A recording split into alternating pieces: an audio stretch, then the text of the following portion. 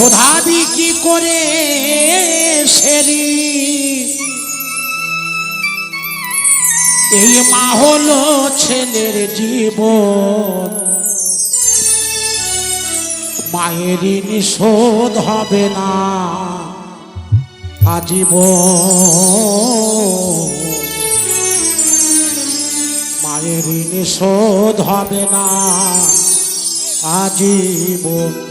হ্যাঁ গো মা, দেখবেন অনেক বন্ধু বান্ধব ঋণ শোধ করা যায়, শালা শালি ঋণ শোধ করা যায়, বলেছে কিনা শাশুড়ি ঋণ শোধ করা যায়, শ্বশুর ঋণ শোধ করা যায়, ভাইরে ভাইয়ের ঋণ শোধ করা যায়, বলেছে কিনা গুরু ঋণও শোধ করা যায়, কিন্তু মায়ের ঋণ শোধ হয় না। তারপর দেখবেন অনেক মায়েরা এই উদ্যানপুর যাবেন, দেখবেন অনেক মায়েরা গঙ্গাস্নান করে যান মনে হয় উদ্যানপুর কাটোয়া যান।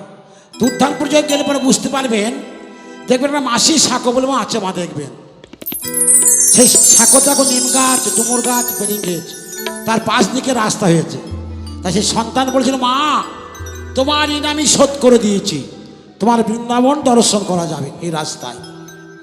যেদিন বলছে মায়ের ঋণ শোধ হয়ে গিয়েছে সেই দিন ব্রিজটা বাবা ভেঙে গেছে। অনেক বাবারা গিয়ে থাকবেন, দেখবেন কিছু ওই বাঙাল পাড়ার ঘরগুলো আছে কি বাঁ দিকে সেই সাঁকোটা এখন আছে। তাই বাবুল বলেছেন, শোধাবি কি করে সে ঋণ এই মা হলো ছেলের জীবন মায়ের ঋণ শোধ হবে না আজীবন আমার মায়ের ঋণ শোধ হবে না আজীবন।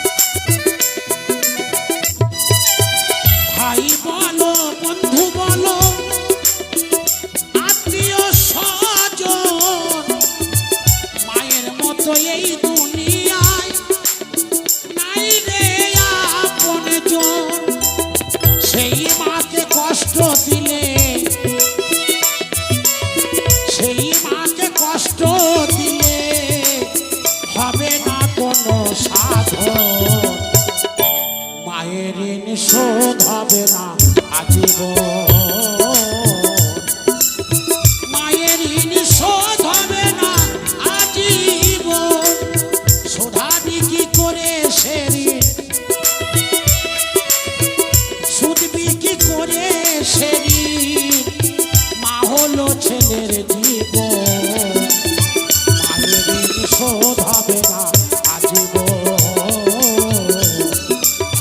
মায়ের ঋণ শোধ হবে না আজীবন।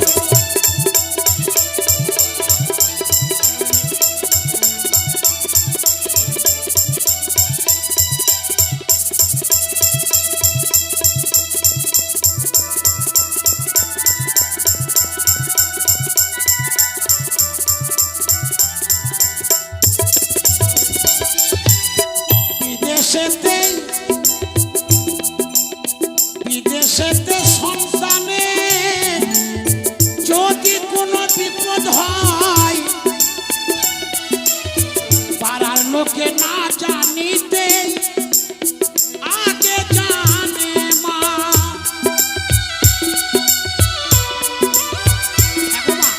দেখবেন আমাদের অনেক সন্তানরা বিদেশে কাজকর্ম করে খায়, তা সেই সন্তানের যদি আর কোনো বিপদ হয়, পাড়া প্রতিবাসী জানার আগে একমাত্র মা জানতে পারে।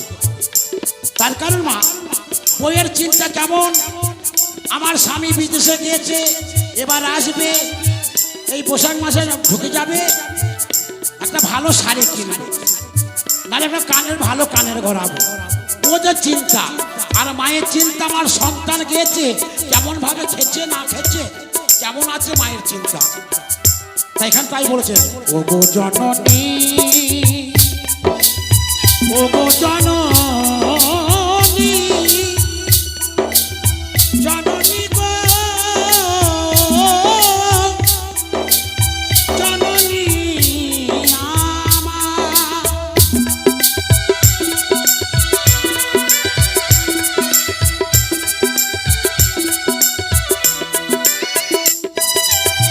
বিদেশেতে সন্তানের যদি কোনো বিপদ হয়, পাড়ার লোকে না জানিতে আগে জানে মা। মা বলিয়া একা একা,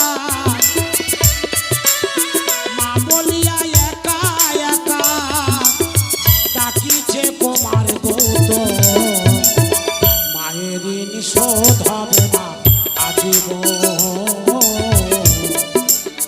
মায়ের ঋণ শোধ হবে না আজীবন।